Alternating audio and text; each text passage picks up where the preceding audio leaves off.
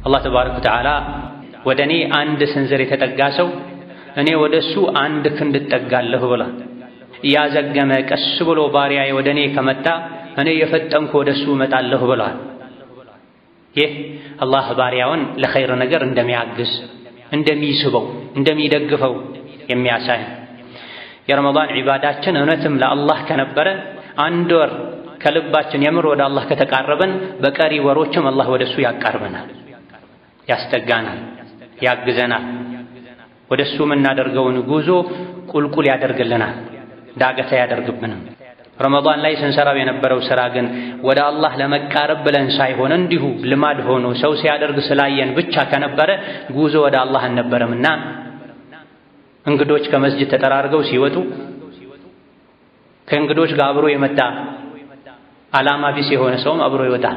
ጉዞ ወደ አላህ ስላልነበረ በቀሪ ጊዜም አላህ ተባረከ ወተዓላ እገዛውን አያደርግለትም። ረመዳን የሚከበረው አላህ ጾሙት ብሎ ስላዘዘ ነው። ከረመዳን ውጭ ያሉ ወራቶችን ቀናቶችንም ከወንጀል ጾሙባቸው ብሎ አላህ አዟል። ወንጀል ሁሌም ሐራም ነው፣ ክልክል ነው። እውነተኛ ጾመኛ የሚባለውም እድሜ ልኩን ከሐራም የጾመ የታቀበ ሰው 11 ወር ሙሉ ሲያተራምስ የፈለገውን ሲሰራ ሲያደርግ ቆይቶ ረመዳን ላይ ብቻ በቀኑ ክፍለ ጊዜ ከምግብና ከመጠጥ የሚታቀብ ሰው ይሄ ጾመኛ ይባላል። እውነተኛ ጾመኛ የሚባለው ዓመቱን ሙሉ እድሜ ልኩን አላህ የከለከለውን ነገር የሚከለከል ሰው፣ አላህ ያዘዘውን የሚተገብር ሰው። እንዲህ አይነቱ እውነተኛ ጾመኛ ዒድ የሚያከብረው ጀነት ውስጥ ነው። ስለዚህ ከረመዳን በኋላ መስጂዶች ባዶ ሊሆኑ አይገባም። በየአካባቢው የተሰሩ መስጂዶችን በዒልም ልናደምቃቸው ይገባል። በየቤታችንም ቢሆን ፖለቲካን፣ ሌላን ወሬ ከምናደምጥ በዘመናዊ መገናኛዎች፣ ሚዲያዎች፣ ሶሻል ሚዲያዎች ዒልምን ልንማር ይገባናል። ይሄን ካደረገን ረመዳን ላይ የያዝነው የኢማን ጥንካሬ የቀመስነው የኢማን ጥፍጥና አብሮን ይቀጥላል። ፈስአሉ አህለ ዚክሪ ኢን ኩንቱም ላ ተዕለሙን።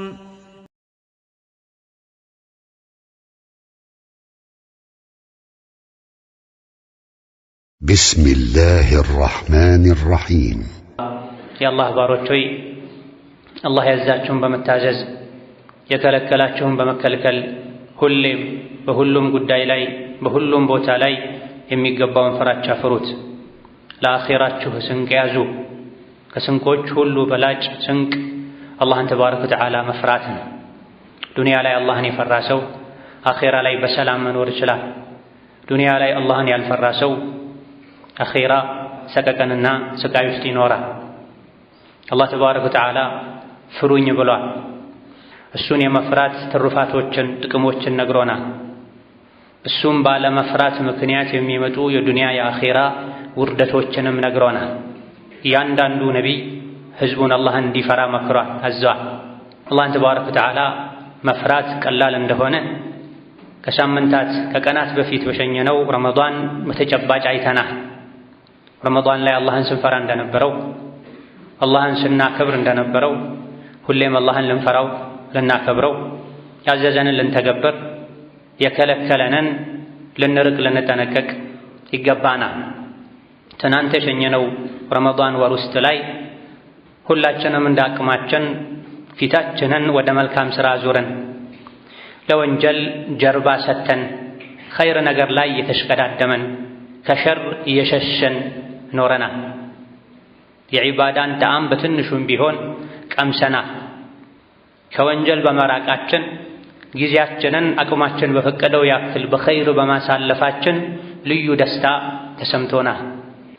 ይሄን ረመዳን ላይ የነበረንን ሁኔታ ሁሌም ለማስቀጠል ጥረት ልናደርግ ይገባናል። ምንም እንኳ ሁሌ የረመዳን አይነት ስሜት እንዴት አይሰማኝም ብለን ራሳችንን መውቀስ ተገቢ ባይሆን፣ ረመዳን ልዩ ወር ነው። ማንኛውም የሰው ልጅ ከጌታው ጋር ከሰው ልጆች ጋር ያለውን ግንኙነት የሚያስተካክልበት ራሱን የሚፈትሽበት ወር ነው። ሙሉ በሙሉ ከረመዳን በኋላ መጥፎ ሰው መሆን ያስወቅሳል። ሁሌም እንደ ረመዳን ለምን አልሆንኩም ብሎ ራስን መውቀስ ደግሞ ተስፋ ለመቁረጥ ሰበብ ሊሆን ይችላል። ብልህ ማለት ረመዳንን በየዓመቱ የኢማን ነዳጅ የሚሞላበት አጋጣሚ አድርጎ የሚወስድ ሰው ነው። ለዚህ ነው ደጋግ ቀደምቶች 6 ወር ሙሉ አላህ ረመዳን እንዲያደርሳቸው ዱዓ ያደርጉ ነበረ። ጾመው ከጨረሱ በኋላ ደግሞ 6 ወር ሙሉ አላህ እንዲቀበላቸው ዱዓ ያደርጉ ነበር የተባለው ለዚህ ነው። የረመዳን ወር ልዩ ጣዕም ያለው፣ ልዩ ስሜት ያለው፣ ልዩ መንፈስ ያለው ወር ነው። 6 ወር ሙሉ ይጓጓለታል፣ በጉጉት ይጠበቃል።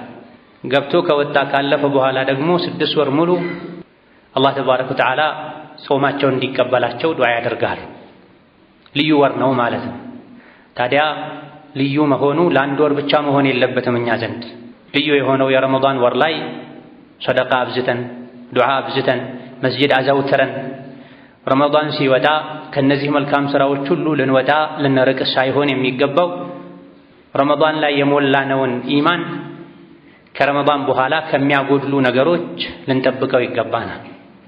የረመዳንን ሁኔታ ሁሌ ልናስታውስ፣ ልናጣጥም፣ ራሳችንን ልናድስበት ይገባናል። እስከ ቀጣዩ ረመዳን ድረስ በዚህኛው ረመዳን የሞላነው የያዝነው ኢማን አብሮን እንዲቀጥል ጥረት ልናደርግ፣ ለዚህ የሚያግዙ ነገሮችን ልንተገብር፣ ከዚህ የሚያርቁ ነገሮችን ልንርቅ፣ ልንጠነቀቅ ይገባናል። ከመልካም ሥራ በረከት አንዱ መልካም ሥራችን ተቀባይነት ከማግኘት ምልክቶች መሃል አንዱ ከመልካም ሥራ በኋላ ሌላ መልካም ሥራ መስራት፣ የያዙት መልካም ሥራን ቋሚ ማድረግ ነው። ሥራ በረካ እንደሌለው ተቀባይነት እንዳላገኘ ከሚያሳዩ ምልክቶች አንዱ አንድን መልካም ሥራ ከሰሩ በኋላ ያን መልካም ሥራ የቲም አድርጎ ብቸኛ አድርጎ መተው። ረመዳን ላይ የሰራሁት ሥራ አላህ ዘንድ ተቀባይነት አግኝቷል አላገኘም፣ ጸንቷል አልጸናም የሚለውን ማረጋገጥ ከፈለግን ከረመዳን በኋላ ሁኔታዬ ምን ይመስላል ብለን ራሳችንን ልንጠይቅ ይገባናል። የሌይል ሶላት ተሐጁድ፣ ተራዊህ ሲሰግድ የነበረ ሰው ረመዳን እንደወጣ 1 ረካ 3 ረካ እንኳ ዊትር መስገድ ካቆመ የረመዳን የምሽት ሶላቶቹ አላህ ዘንድ ተቀባይነት የማግኘታቸው ጉዳይ አጠራጣሪ ነው ማለት ነው። ዋጅቡን ረመዳን ጾሞ ከዛ ቀጥሎ ከሸዋል 6 ቀን ያስከተለ ሰው ዓመት ሙሉ እንደ ጾም ይቆጠርለታል ከመባሉ ጋር ሸዋልን ለመጾም ያልወሰነ፣ ያልጀመረ፣ ያልሞከረ ጭራሽ እቅዱም የሌለው ሰው ካለ ራሱን ሊፈትሽ ቆም ብሎ ሊያይ ይገባል። በረመዳን ጾም ውስጡ የተደሰተ የጾም ዒባዳን ጣዕም የቀመሰ ያ ጣዕም እንዳይቋረጥበት ተወዳጅ የተባሉ ጾሞችን ሁሉ አከታትሎ ፈልጎ ይጾማል።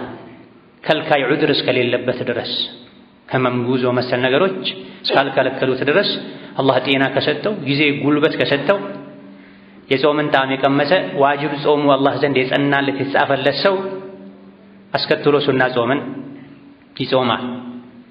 አላህ ተባረከ ወተዓላ ወደ እኔ 1 ስንዝር የተጠጋ ሰው እኔ ወደ እሱ 1 ክንድ እጠጋለሁ ብሏል። እያዘገመ ቀስ ብሎ ባሪያዬ ወደ እኔ ከመጣ እኔ የፈጠንኩ ወደ እሱ እመጣለሁ ብሏል።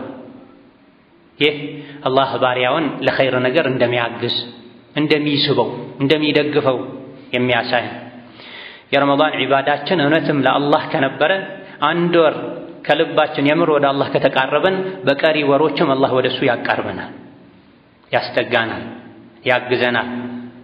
ወደ እሱ የምናደርገውን ጉዞ ቁልቁል ያደርግልናል፣ ዳገታ ያደርግብንም። ረመዳን ላይ ስንሰራው የነበረው ሥራ ግን ወደ አላህ ለመቃረብ ብለን ሳይሆን እንዲሁ ልማድ ሆኖ ሰው ሲያደርግ ስላየን ብቻ ከነበረ ጉዞ ወደ አላህ አልነበረምና እንግዶች ከመስጂድ ተጠራርገው ሲወጡ ከእንግዶች ጋር አብሮ የመጣ ዓላማ ቢስ የሆነ ሰውም አብሮ ይወጣል። ጉዞ ወደ አላህ ስላልነበረ በቀሪ ጊዜም አላህ ተባረከ ወተዓላ እገዛውን አያደርግለትም። አላህ ተባረከ ወተዓላ የጠራውን እሺ ይላል፣ አቤት ይላል፣ የለመነውን ይሰጣል፣ አግዘኝ ያለውን ያግዛል፣ ጠብቀኝ ያለውን ይጠብቃል። ድረስልኝ ላለው አካል አላህ ይደርሳል። ዝም ያለ ደግሞ ሸይጣን ይጠጋዋል፣ ወደሱ ያስጠጋዋል። ለዚህ ነው አላህ ዱዓ አድርጉ፣ ለምኑኝ፣ እስትግፋር አድርጉ የሚለው የአኼራ ጉዟችን ያለ አላህ ስለማይሆን። ሌላ ረመዳን ላይ የተለያዩ ዱዓዎችን ተማጽኖዎችን ስናደርግ እንደነበረው ጉዟችን የእድሜ ልክ ጉዞ ነው፣ የህይወት ጉዞ ነው። እግራችንን ሲራጥን ተሻግሮ ጀነት እስክናሳርፍ ድረስ ያ ረብ ማለታችን መቆም የለበትም። ለኢማናችን መጨነቃችን መቋረጥ የለበትም። ከአላህ ጋር የአንድ ወር ኮንትራት አይደለም ውል አይደለም ያለን፣ የእድሜ ልክ ውልና ኮንትራት ነው ያለን። ወዕቡድ ረበከ ሐታ ያእቲየከ አልየቂን የተባለውም ለዚህ እውነተኛው እርግጠኛው ሞት መጥቶ እስኪወስድህ ድረስ ጌታህን ቀጥ ለጥ ብለህ ተገዛ፣ ታዘዝ፣ ሕጉን አክብር ተብለናል። ረመዳን ላይ የሚደረገው ከሌላ ጊዜ በተለየ አንዳንድ ዒባዳዎችን ጨመር አድርጎ ለየት ባለ መልኩ መስራት እንጂ ረመዳን ውስጥ ያሉ ዒባዳዎች በሙሉ ዓመቱን ሙሉ የተደነገጉ ናቸው። ረመዳን ላይ የነበረንን የኢማን ጥንካሬ የኸይር ፍላጎት ለማስቀጠል የሚያግዙን አንዳንድ አስባቦች አሉ። ወልሙወፈቁ መን ወፈቀሁላህ፣ እድለኛ ማለት አላህ ተባረከ ወተዓላ ያደለው ያገዘው የመራው ሰው ሲሆን ከተመሩት ለመሆን ደግሞ ሰበቦችን ማድረስ የኛ ግዴታ ነው። ከረመዳን በኋላም ረመዳን ላይ የጀመርነውን ኸይር ሥራ የኢማን ጥንካሬ ለማስቀጠል ከሚያግዙ ነገሮች አንዱ ረመዳን ውስጥ ኢማናችን ጠንካራ እንዲሆን ሰበብ የሆኑ አጋዥ የነበሩ ነገሮችን ከረመዳን በኋላም ማስቀጠል ነው። እንዲሁ ረመዳን ወሩ ብቻ አይደለም ሰዎችን ጥሩ የሚያደርገው። ለዚህም ነው ረመዳን ውስጥም ሶላት ማይሰግዱ ሰዎችን እናያለን። ተደብቀው የሚበሉ ሰዎችን እናያለን። ወንጀልን በአደባባይ የሚፈጽሙ ሰዎችን እናያለን። ረመዳን ወሩ ብቻ አይደለም ሁሉንም ሰው ጥሩ የሚያደርገው ምንም እንኳ ድባቡ ተጽዕኖ ቢኖረው።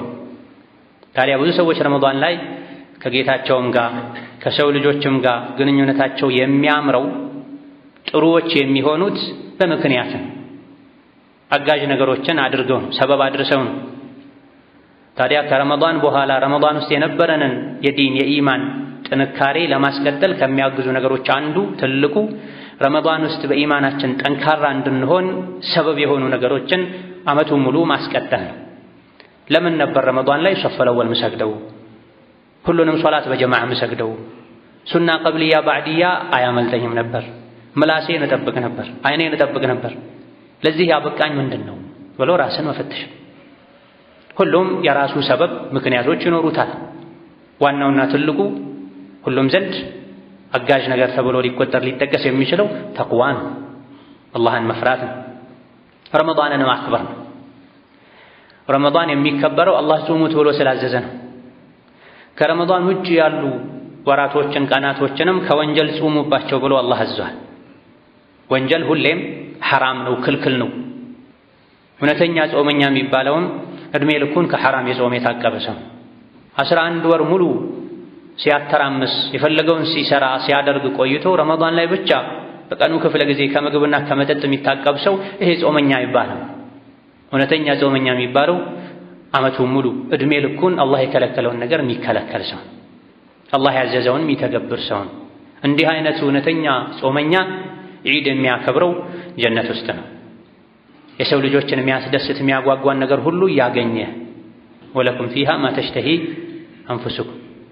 ዲናቸው ላይ ዱንያ ላይ ቀጥ ብለው ጸንተው የሞቱ ጣረሞት ላይ በሚሆኑበት ጊዜ የራሕመት መላኢኮች መጥተው ያረጋጓቸዋል፣ አይዟችሁ ይሏቸዋል፣ በጀነት ያበስሯቸዋል። ለእናንተ ሰላም አለላችሁ፣ የፈለጋችሁት ሁሉ አለላችሁ፣ የምትመኙትን ሁሉ ጀነት ላይ ታገኛላችሁ ይባላል። ለምንድን ነው ይሄ? ዱንያ ላይ በአላህ እምነናል ብለው ቀጥ ስላሉ፣ የከለከላቸውን ሁሌ ስለተከለከሉ፣ ያዘዛቸውን ሁሌ ስለተገበሩ ነው። እስከ ሻዕባን መጨረሻ ድረስ እንደፈለጉ ሆኖ ከረመዳን 1 እስከ ረመዳን 30 ደግሞ ታቅቦ ሸዋል 1 ጀምሮ እስከ ቀጣዩ ዓመት ሻዕባን 30 ድረስ እንደፈለገ የሚሆን ሰው ጌታ የአላህ ነው ብሎ ቀጥ አላለም፣ አልጸና። ሌላ ከረመዳን ውስጥ ቀጥ እንድንል አላህን እንድንፈራ በዲናችን ጠንካሮች እንድንሆን ያደረጉን ሰበቦች ምንድናቸው? እያንዳንዳችን ራሳችንን ጠይቅ ይገባናል። ዋናውና ትልቁ ተቅዋን አላህን መፍራት ነው። ረመዳን ነው ብሎ ረመዳንን ማክበር። አላህ ረመዳንን አክብሩ እንዳለው 5 ወቅት ሶላትን ወቅቱን አክብሩ ብሏል። የሐጅን ጊዜ አክብሩ ብሏል። የዘካን ጊዜ አክብሩ ብሏል። ወንጀል ስታዩ አይናችሁን ሰበር በማድረግ አላህን አክብሩ ብሏል። ከሐሜት ጆሮአችሁን መላሳችሁን በመጠበቅ አላህን አክብሩ ብሏል። አላህ የከለከለን ነገሮች ሁሌም በሁሉም ቦታ ላይ መከበር አለባቸው።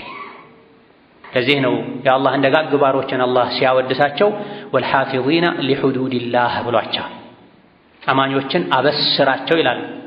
ቁርአን ላይ ማናቸው አማኞች የጀነት እጮኞች ከመገለጫቸው አንዱ አልሐፊዚነ ሊሑዱዲላህ የአላህን ድንበር ሁሌ የሚጠብቁ ናቸው።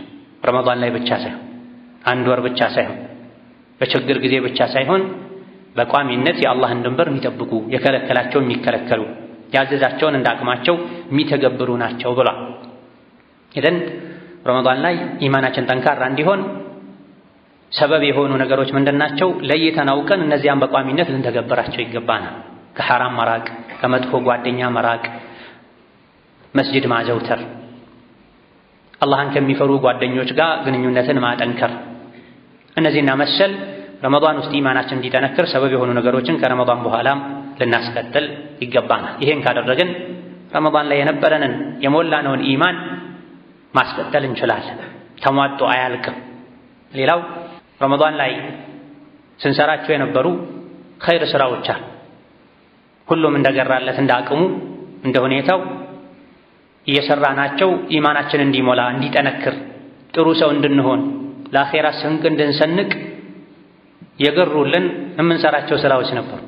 እነዚህንም ከረመዳን በኋላ ማስቀጠል በተለይ ልባችን እንዲረጋጋ የሙእምንነት ስሜት እንዲሰማን አኼራ እንድናስታውስ ያደርጉን የነበሩ ስራዎችን ከረመዳን በኋላም ለየት ባለ መልኩ ረመዳን ውስጥ እንሰራው በነበረው መልኩ በነበረው ሁኔታ ረመዳን ላይ እናደርግበት በነበረው ቦታ እነዚህ ኸይር ስራዎችን ብናስቀጥል ውስጣችን የረመዳን ስሜት እንዲሰማው ያደርጋል።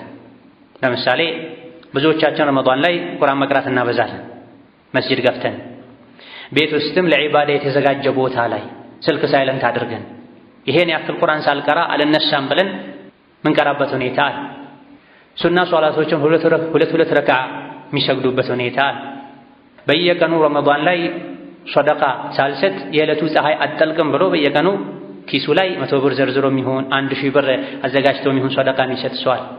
ከረመዳን በኋላም ረመዳን ውስጥ የነበረንን የኢማን ጥንካሬ የኢማን ስሜት ለማስቀጠል ልናደርጋቸው ከሚገቡ ነገሮች አንዱ ረመዳን ላይ ለየት ባለ መልኩ እንሰራቸው የነበረ ኸይር ስራዎችን ማስቀጠል፣ በተለይ ስንሰራቸው ልዩ የኢማን ስሜት የተቅዋ ስሜት እንዲሰማን የሚያደርጉት በተመሳሳይ ቦታና ሰዓት ይሄ ህይወቴ ነው ከጌታዬ ጋር እስክገናኝ ድረስ የምንል እስኪመስል ድረስ ረመዳን ላይ በየሳምንቱ በየ3 ቀኑ ምናልባትም በየ2 እና በየ1 ቀኑ ቁርአን ያኸትም የነበረ ሰው ረመዳን ሲወጣ ቁርአኑን ከድኖ አስቀምጦ ሞባይል ያነበበ ኮምፒውተር ያነበበ ወሬ ዜና ያነበበ የሚውል ከሆነ አንድ ሰው ከዛ በኋላ ኢማን የደከመ ቀልቤ ደረቀ ቢል ቀልቡን ያደረቀው ራሱ። ይህ ሊሆን አይገባው። ረመዳን ላይ የነበረንን መልካም ስሜት ጥሩ ኢማን የዲን ጥንካሬ እንዲቀጥል ከፈለገን መጠኑ ሊቀንስ ይችላል ከሥራ ሁኔታ አንፃር። ነገር ግን መቋረጥ የለበትም። ረመዳን ላይ እናበዛው የነበረው ሱና አዱሃ ሶላት የሌሊት ሶላት በተቻለን ያክል ወደ ረመዳኑ እያስጠጋን ተመሳሳይ ስሜት እንዲሰማን እያደረገን በአፈጻጸሙ በቁጥሩ በቦታው ልንተገብረው ይገባል። ይህን ካደረገን ከረመዳን በኋላም ረመዳን ውስጥ የነበረንን ተቅዋ ኢማን የኢማን ጥፍጥና ማስቀጠል እንችላለን። ሌላው ከረመዳን በኋላም ኢማናችን እንዲጠነክር ሙሉ ሆኖ እንዲቀጥል ረመዳን ላይ የሞላነውን ኢማን ያገኘነውን ጥንካሬ እንዳናጣ ከሚያግዙ ነገሮች አንዱ የዕልም መጅልሶች ላይ መገኘት ነው። የሸሪዓ ትምህርት የሚሰጥበት፣ ዳዕዋ ሙሐደራ የሚደረግበት፣ ሰዎች ስለ አላህ የሚማማሩበት የሚናገሩበትን ስፍራ አይተን ከማለፍ መታቀብ፣ ፈልገን ሆን ብለን ትምህርት ያለበት ቦታ ላይ ሄዶ መታደም ረመዳን ውስጥ የነበረንን የኢማን ጥንካሬ እንዳናጣው እጅጉኑ ያግዛል። አላህ ተባረከ ወተዓላ ለሰው ልጆች አካል ምግብና መጠጥን እንደፈጠረው ሁሉ ለቀልባችን ዒልምን ዲንን አመቻችቶልናል። አካላችን እንደሚራበው ሁሉ ልባችንም ይራባል። የልብ ቀለቡ ዒልም ነው። ሐላል ሐራምን ማወቅ፣ አላህ የሚወደውን የሚጠላውን ማወቅ፣ አላህን ለሚታዘዙ ሰዎች አኼራ ላይ የተዘጋጀውን ክብር መስተንግዶ ማዕረግ፣ አላህን ላመፁ ሰዎች ደግሞ አኼራ ላይ የሚጠብቃቸውን ውርደት መስማት ጠንቀቅ እንዲሉ ነቃ እንዲሉ ያደርጋል። ዓመቱን ሙሉ ወሩን ሳምንቱን ሙሉ በየቀኑ ጠዋት የወጣን እስከ ማታ ስናስብ ምን ውለው ስለ ዱንያ ብቻ ከሆነ ቀልብ ይሞታል። የዓመቱ ረመዳን ዞሮ ሲመጣም ቀልባችን በቀላሉ አይነቃም፣ አይዘጋጅም። ያ እንዳይሆን ዓመቱን ሙሉ የሳምንት ጁሙዓን ኹጥባ በአግባቡ ማድመጥ፣ በጊዜ ተዘጋጅተው ለጁሙዓ ሶላት መስጂድ መግባት፣ በያለንበት አካባቢ በየመስጂዱ የሚሰጡ የቁርአን የሐዲስ ትምህርቶችን በጊዜ ተዘጋጅተን ልባችን አዘጋጅተን ስልካችንን አጥፍተን ሐሳብ የሚሰርቁ ነገሮችን አስወግደን ቁጭ ብለን ማድመጥ፣ ያልገባንን መጠየቅ። ባለንበት ዘመን በየቤቱ በየአካባቢው ዒልም የደረሰበት የሚደርስበት ሁኔታም ስላለ በየቀኑ አዲስ ነገር ስለ ዲኔ ሳላውቅ አልውልም አላድርም ልንል ይገባል። ጊዜው የቴክኖሎጂ ነው እንደሚባል ሰዎች በሁሉም መስክ ራሳቸውን ለማሻሻል ዘመናዊ ሰው ለማድረግ ጥረት ያደርጋሉ። አዳዲስ ቋንቋዎችን ይማራሉ። ሰዎች ከደረሱበት ስልጣኔ ለመድረስ ጥረት ያደርጋሉ።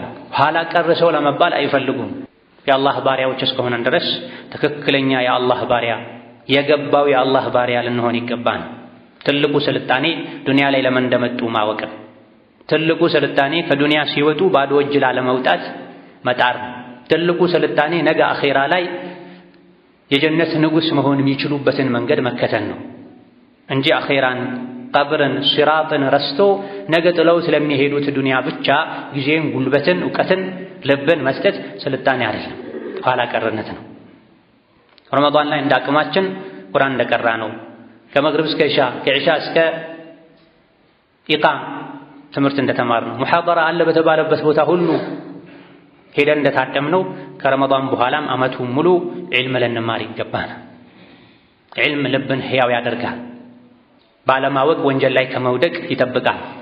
እያወቁ ከማጥፋትም ደጋግሞ በመመከር የሚያጠፉትን ጥፋት መዘዝ በማወቅ እንዲጠነቀቁ ያደርጋል።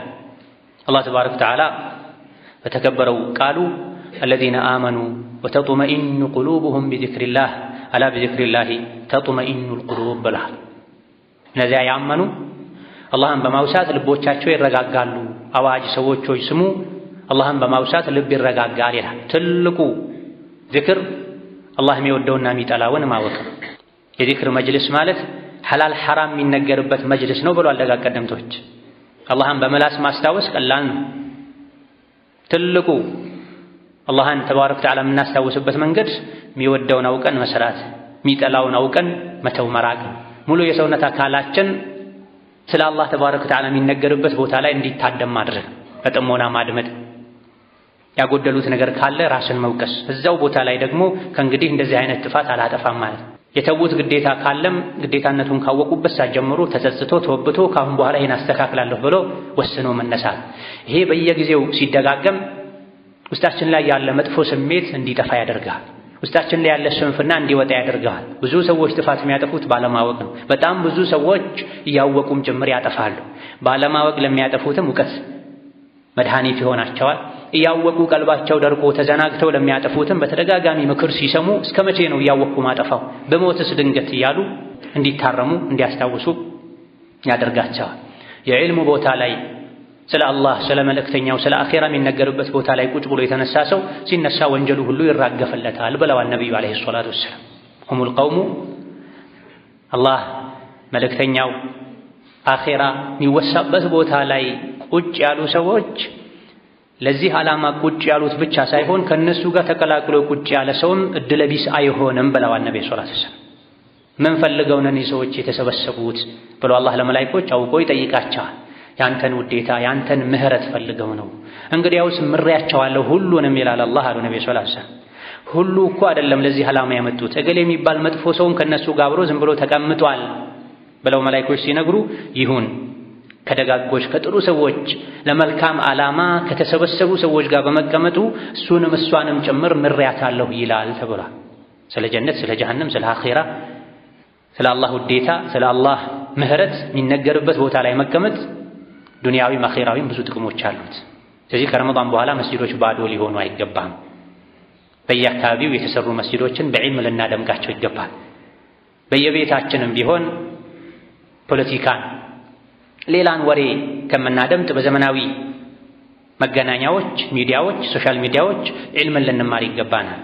ይሄን ካደረገን ረመዳን ላይ የያዝነው የኢማን ጥንካሬ የቀመስነው የኢማን ጥፍጥና አብሮን ይቀጥላል። ባረከላሁ ሊ ወለኩም ቢልቁርአኒል ዐዚም ወነፈዐኒ ወኢያኩም ቢማ ፊሂ ሚነል አያቲ ወዚክሪል ሐኪም አቁሉ ቀውሊ ሃዛ ወአስተግፊሩላህ ሊ ወለኩም ወሊሳኢሪል ሙስሊሚነ ሚን ኩሊ ዘንቢን ወኸጢአ ፈስተግፊሩሁ ኢነሁ ሁወል ገፉሩር ረሒም ወል በሩል ከሪም። አልሐምዱሊላሂ ዐላ ኢሕሳኒሂ والشكر له على توفيقه وامتنانه وأشهد أن لا إله إلا الله وحده لا شريك له تعظيما لشانه وأشهد أن محمدا عبده ورسوله الداعي إلى رضوانه صلى الله عليه وعلى آله وأصحابه وإخوانه وسلم تسليما كثيرا. أما بعد رمضان لاي ينبرنا إيمان تنكاري لما سكتل كم يعجزوا نقروا تشاندو تروقوا الدنيان متقات كما تفوقوا الدنيا مراكب ረመዳን ላይ ሰዎች አብረው ቁርአን የሚደማመጡበት አብረው እንደዚህ አይነት መስጂድ ሄደን እንስገድ የሚሉበት መኪና የሌለው መኪና ያለውን ወንድሙን ይዞ የሚሄድበት ሁኔታ ነበር። ይሄ በኸይር መተጋገዝ ይባላል። በመልካም ነገር መተባበር ይባላል። አብሮ ኸይር ስራ መስራት ኸይሩ ላይ እንዲቀጥሉ ያግዛል። አላህ ምን ይለኛል ከማለት በተጨማሪ ጓደኛዬስ ምን ይለኛል የሚል ስሜት ውስጥ ላይ መኖሩ መልካም። ምንም እንኳ ኸይር ስራ የሚሰራው ለሰው ተብሎ ባይሆንም ለሰው ብሎ መልካም ስራ መስራት ተገቢ ባይሆንም እምሰራው ለአላህ ነው። ስሰንፍ የሚያጠነክር ወንድም ያስፈልገኛል። ስሰንፍ የምታጠነክር የምታስታውስ እህት ታስፈልገኛለች ማለት መልካም። አንድ ሰው መስጂድ ገብቶ ሶላት ሰገደ፣ ብቻው በሆነ ጊዜ ሶላቱን አፈጠነው። ጓደኞቹ ስለነበሩ ግን ቀስ ብሎ ሰገደ ተብሎ ኢማም አሕመድ ሲጠየቁ ብዙዎቹ እንዲህ አይነቱን አሰጋገድ ሪያ ነው የሚሉት። ለሰው ብሎ ነው ሶላቱን ያሳምረው፣ አጅር የለውም፣ እንደውም ሶላቱ ይበላሻል ይላል። ኢማም አሕመድ ግን ምን አሉ ረሒመሁላህ ተዓላ፣ ምን ችግር አለው? ጥሩ ነው። ጥሩ ጓደኞች ስላሉት የጥሩ ጓደኛ በረካ ነው ለዚህ ያበቃው ያሉበት ሁኔታ። መጥፎን ሰው ያየ ሰው መጥፎ ይሆናል። መጥፎ ጓደኛው የሚሰራውን ስራ ይሰራል። ጥሩ ጓደኛ ጋር አብሮ የሚውል ሰው ና ቁርአን እንቅራ፣ ና ሶላት እንስገድ፣ ና መስጂድ ሄደን ዒልም እንስማ፣ ና የታመመን ሰው እንጠይቅ፣ የተቸገረን እንርዳ የሚል ጓደኛ ያለው ሰው ውስጡ ላይ በቂ ተነሳሽነት ባይኖር እንኳ ጓደኛው ለበቂ ተነሳሽነት ያበቃዋል፣ ይጎትተዋል፣ ይስበዋል።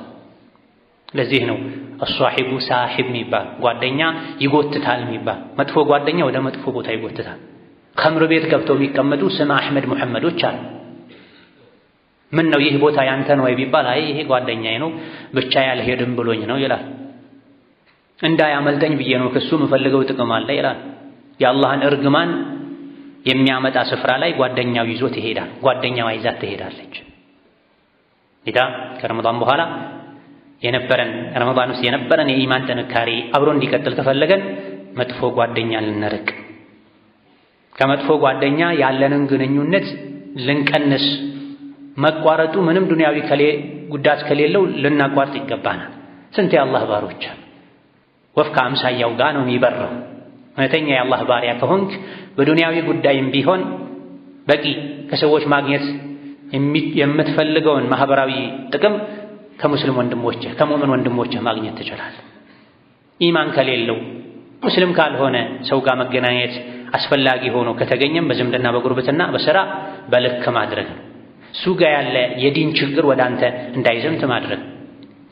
ሶላት እየተሰገደ አይደለም በሌሎች ቀኖች በጁማ ቀን እንኳ ኹጥባ እየተደረገ ካፍቴሪያ በር ላይ ቆሞ የሚያወሩ ሰዎች አሉ። ስማቸው አብዱላህ ነው፣ ኢብራሂም። ረመዳን ላይ 5 ሰዓት 6 ሰዓት መስጂድ ገብተው ይቀመጣል። ረመዳን ወጣ የመጀመሪያው ጁምዓ ላይ ኹጥባ እየተደረገ ቁጭ ብለው ጫት የሚበሉ ሰዎች አሉ፣ ሻይ ቡና የሚሉ ሰዎች አሉ። የዚህ አንዱ ምክንያት ይሉኝታ ነው፣ ጓደኛ ነው። ቀብር ስንገባ ብቻችን ነው የምንገባው። ሱራጥን ስንሻገር ብቻችን ነው የምንሻገር። አኼራ ላይ አላህ ፊት ስንመረመር ስንገመገም ብቻችን ነው የምንመረመረው። ወደ ኋላ ያስቀረን ጓደኛ እኔ ነኝ ወደ ኋላ ያስቀረሁት ብሎ ከምርመራ ከግምገማ ከወቀሳ አያደነንም። ጥሩ ጓደኛ ግን ጉድለት እንኳ ቢኖርብን አላህ ዘንድ ጉድለታችን ሊያሟላልን ይችላል። ፈማ ለና ሚን ሻፊዒን ወላ ሰዲቂን ሐሚም። የጀሃነሞች ጀሃነም ላይ ሲለበለቡ ከአላህ የሚያስታርቀን የለ፣ የልብ ወዳጅም የለንም። ጥሩ ወዳጅ ቢኖረን አላህ ዘንድ ቦታ ያለው ክብር ያለው ከዚህ ችግር ያወጣን ነበር ይላል። እዚህ መጥፎ ጓደኛ ወደ ጀሃነም ሊጎትት ይችላል። ጥሩ ጓደኛ ወደ ጀነት ከፍ ሊያስደርግ ይችላል። ረመዳን ላይ መተባበር፣ መተጋገዝ በመኖሩ ምክንያት ነው አንድም ኢማናችን ሙሉ ይሆን የነበረው እንጠነክር የነበረው። ይሄን ለማስቀጠል ከረመዳን በኋላ ጥሩ ጓደኛ ልናበዛ፣ ልንተጋገዝ፣ ልንመካከር፣ ልንረዳዳ ይገባናል። አልመርኡ አላ ዲኒ ኸሊሊሂ ተብሏል። አንዳችሁ ማንን ጓደኛ እንደሚያደርግ ይወቅ። ሰው የጓደኛው ዲን የጓደኛው ስነ ምግባር ላይ ነው የሚሆነው ተብሏል። በተለይ እንደኛ ካፍር ሙስሊም ተቀላቅሎ በሚኖርበት ሀገር ላይ የጓደኛ ተጽዕኖ እጅግ በጣም ከፍ ያለ ነው። በተለያየ ምክንያት ጓደኝነት ፈጥረው ጓደኛው ማይወደውን ነገር ላለማድረግ በሚል አዳን ኢቃም እየሰሙ መስጂድ ሄደው መስገድን ትተው ቤት የሚሰግዱ፣ በዲን የተከለከለን ነገር ለጓደኛ ብለው የሚያደርጉ፣ የነቢዩን ዓለይሂ ሰላቱ ወሰላም የሱና አለባበስ የፀጉር አያያዝ ለጓደኛ ብለው የሚተዉ ብዙዎች ናቸው። ጓደኞቼ ምሉኛል ሳይሆን አላህ ምልኛል ልንል ይገባናል። ጓደኛ መልካም ጎኑን አይተን ብዙ ከእሱ ጋር በመቀራረባችን ብዙ መልካምን ነገር የምናገኝበትን ጓደኛ ልንይዝ፣ ብዙ ጉዳት የሚያስከትልን ጓደኛ ልንርቅ፣ ልንጠነቀቅ ይገባናል። ወሀከዛ ከረመዳን በኋላም ኢማናችን ጠንክሮ ረመዳን ላይ የነበረንን የኢማን ጣዕም እንድናገኝ ከሚያግዙ ነገሮች አንዱ ከረመዳን በኋላም ጾሞች አሉ። እነዚያን በዲን የተፈቀዱ የተደነገጉ ልዩ አጅር እንዳላቸው የተነገረላቸው ጾሞችን ተከታትሎ መጾም። ጾም የአላህን ፍራቻ ያስተምራል፣ ጸባይን ያስተካክላል። ነቢዩ ዓለይሂ ሰላቱ ወሰላም ዓለይከ ቢሰውሚ ፈኢነሁ ላ ዒድለ ለሁ ብላ፣ ጾምን አብዛ አደራህን፣ አትልቀቀው፣ ከጾም አትለይ። ጸባይን ከማስተካከል አንጻር አጅርን ከማብዛት አንጻር ጾምን የሚያክል ዒባዳ የለም ብለዋል ነቢዩ ሰለላሁ ዐለይሂ ወሰለም። ረመዳን ላይ የመጠንከራችን የመጽናታችን አንዱ ምክንያትም ጾም። ከረመዳን በኋላ ረመዳን ውስጥ የነበረን አይነት የዲን ጥንካሬ እንዲኖረን ከሚያግዙ ነገሮች አንዱ ጾም መሆኑን በማወቅ የተፈቀዱ ሁሉ የጾም አይነቶችን ጠብቀን ልንጾም ይገባናል። እንደ አቅማችን፣ እንደ ጤንነታችን ሁኔታ፣ እንደ ስራችን ሁኔታ። ፈርዱ ዋጅቡ ግዴታው አላህ ዘንድ የሚያስቀጣው የረመዳን ጾም ነው። እሱን መጾም ትልቅ ነገር ነው። ነገር ግን ሰውነን ብዙ ነገር ልናጎድል እንችላለን። ነፍስያችን አስቸጋሪ ናት። ነፍስያን ለማከም ለመቆጣጠር ተጨማሪ ጾም ያስፈልገናል። ረመዳን ላይ ብዙ ሰዎች ማይሳደቡት፣ ማይደባደቡት፣ ጸባየኛም የሆኑት አንድም መጾም ምክንያት ነው። ከረመዳን በኋላ ዓመቱ ሙሉ በየወሩ በየሳምንቱ የሚጾሙ ጾሞችን ብንጾም ዓመቱ ሙሉ ጸባያችን ያምራል። ከአላህም ጋር ከሰው ልጆችም ጋር አንዋሽም፣ አናጭበረብርም፣ አንሰርቅም፣ ሐራም አናይም፣ ለኸይር እንነሳሳለን፣ ከሸር ወደ ኋላ እንላለን። ስሜታችን መቆጣጠር እንችላለን። ከረመዳን በኋላ ጸባያችን የመበላሸቱ አንዱ ምክንያት ረመዳን ወጣ፣ ጾም ከልባችን ይወጣል። እስከ ቀጣይ ዓመት ረመዳን ድረስ ጭራሽ ማይጾሙ ሰዎች አሉ። መሃሉ ላይ በየወሩ በየጊዜው የተለያዩ የጾም አጋጣሚዎች ከመኖራቸው ጋር ነቢዩ ጾሙ ብለው ከማዘዛቸው ጋር አለይሂ ሰላቱ ወሰላም ራሳቸው ጾመው ከማሳየታቸው ጋር እምቢ ባይነትን፣ አመፀኝነትን፣ ወንጀለኝነትን እኛው ራሳችን ውስጣችን ላይ አደልበነው ከዛ በኋላ ነፍስ ያስቸገረችን ሳይሆን ማለት ያለብን ነፍሳችንን ለመግራት ረመዳን ላይ የነበረን አይነት ጸባይ ሁሌም ይዘን ለመቀጠል የሚያግዙ ነገሮችን ልናደርግ ይገባናል። ከዚህም አንዱ የሸዋል ጾም ነው። ስንቶቻችን ሸዋልን ጀመረናል? ስንቶቻችን ጨርሰናል? ነብዩ ሰለላሁ ዐለይሂ ወሰለም ረመዳን የጾመ ከዛም ከሸዋል 6 ቀን ያስከተለ ዓመት ሙሉ እንደ ጾም ይቆጠርለታል ብለዋል። 17 አካባቢ ቀኖችን ሸኝተናል። በተቀሩ ቀኖችም ቢሆን ያልጾመ ሰው አከታትሎም ይሁን እያረፈ ሸዋልን እንጾም ይገባል። ከዛ በኋላ በየሳምንቱ የሰኞና ሐሙስ ጾም አለ። በየወሩ አያመል ቢድ የሚባል ጨረቃ ሙሉ የሚሆንባቸው ቀኖች ይጾማሉ። በየወሩ 3 ቀን የጾመ ሰው ዓመት ሙሉ እንደ ጾም ይቆጠርለታል ብለዋል ነብዩ ሰለላሁ ዐለይሂ ወሰለም። የቻለ ሰው ጨረቃ ሙሉ የሚሆንባቸው ቀናቶችን 13፣ 14፣ 15ን ይጾማል። ያልቻለ ሰው ከወሩ መግቢያ ከ1 ጀምሮ እስከ 29 ባሉ ቀናቶች ውስጥ የፈለገውን ቀን መጾም ይችላል። ዋናው በየወሩ 3 ቀን መጾም፣ በየሳምንቱ 2 ቀን መጾም ሰኞና ሐሙስ። ሁለቱንም ያልቻለ ሰው የሚቀለው ሐሙስ ከሆነ ሐሙስን ብቻ፣ ሰኞ ከሆነ ሰኞን ብቻ ቢጾም ችግር የለው። የሆነ ወር ላይ ስራ ስለሚበዛበት ቢተወው፣ የሆነ ጊዜ ላይ እረፍት ስላለው ሙሉ ጤና ስላለው ቢጾም ችግር የለው። አይደለም ሱናውን ዋጅቡንም ቢሆን ከቻለን እናደርጋለን፣ ካልቻለን ሌላ ጊዜ ቀባ እናወጣለን። እኔ ስራ ይበዛብኛል፣ ያመኛል፣ አልጀምርም አልጾምም አይባልም። መጾም መጀመር ነው። ከኸይር የቻሉትን ያክል ማድረግ ነው። ቅንጣትን የምታክል ኸይር የሰራ ዋጋውን ያገኘዋል ተብሏል። እንደዚሁ ደግሞ የአሹራ ጾማል፣ የአረፋ ጾማል፣ የተለያዩ የቀባ የነድር የስለት የከፋራ ጾሞች ይኖራሉ። ጾም አላህ ዘንድ እጅግ በጣም ተወዳጅ ዒባዳ ስለሆነ በተለያዩ አጋጣሚዎች የወንጀል ማራገፊያ የቅጣት መካሻ ጾም ተደርጎ ተደንግጓል። በእጁ የሰው ነፍስ የጠፋበት ሰው ይጾም ተብሏል። 30 ቀን አከታትሎ ከባለቤቱ ጋር ባለው ግንኙነት ተጣልቶ አንቺ ለኔ እንደ እናቴ ነሽ ሐራም ነሽ ያለ ሰው ይጾም ተብሏል። ሌሎችም የከፋራ አይነቶች አሉ። ጾምን አላህ አብዝቶ ስለሚወድ የጾም ዒባዳን ለእኛ አብዝቶ ጠቃሚ ስለሆነ ጾምን ደንግጎልናል።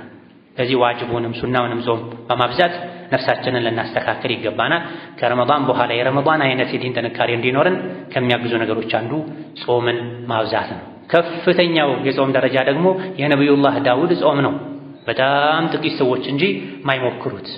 ነብዩ ሰለላሁ ዐለይሂ ወሰለም ከጾሞች ሁሉ በላጭ ጾም ከፈርዱ ቀጥሎ ማለት ነው የዳውድ ጾም ነው ብለዋል። ነቢዩላህ ዳውድ አንድ ቀን ይጾሙ አንድ ቀን ይበሉ ነበር። ግማሽ ዓመት ይጾማሉ ማለት ነው።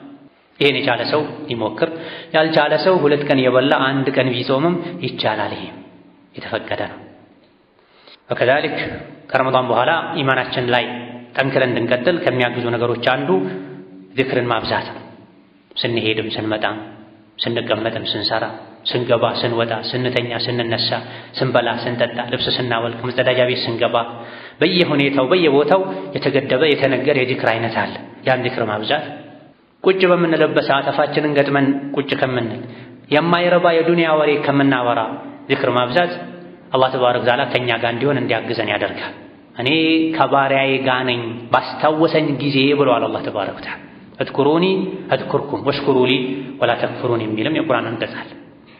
አስታውሱኝ አስታውሳችኋለሁ ብሏል። እኛ አላህን ስናስታውስ ሸይጣን ከኛ ይርቃል። ሸይጣን ከኛ ሲርቅ ዲናችን ላይ መጠንከር እንችላለን። እኛ አላህን ማስታወስ ስንተው ሸይጣን ይወረናል። ሸይጣን ጠላታችን ከኛ ጋር ሲሆን ከኸይር ወደ ኋላ ያስቀረናል፣ ያደናቅፈናል። ስለዚህ ከረመዳን በኋላም ጠንካራዎች እንድንሆን አላህን መንፈራ በኢማን የተሞላን የኢማንን ጣዕም እናጣጥም መሆን ከፈለገን ለዚህ ከሚያግዙ ነገሮች አንዱ ዚክር ማብዛት። የተገደቡ ዚክሮች አሉ ከሶላት በኋላ ጧት ማታ የሚባሉ እነዚህን መጠበቅ። በክፍት ሰዓታችን ያለ ምንም ቁጥር ያለ ምንም ገደብ የሚባሉ ዚክሮች አሉ። ሱብሃንአላህ ሱብሃንአላህ ሱብሃንአላህ ሱብሃንአላህ ወቢሐምዲሂ ሱብሃንአላሂል ዐዚም አስተግፊሩላህ አልዐዚም አላሁመ ሰሊ ዐላ ሙሐመድ ሱብሃንአላህ ወልሐምዱሊላህ ወላ ኢላሃ ኢለላህ ወላሁ አክበር። የዚክር አይነቶች አሉ። ብቻ አላህን ማውሳት ዲን ላይ ለመጠንከር ከሚያግዙ ነገሮች መሃል አንዱ ነው። በመጨረሻም ዱዓ ማብዛት ነው።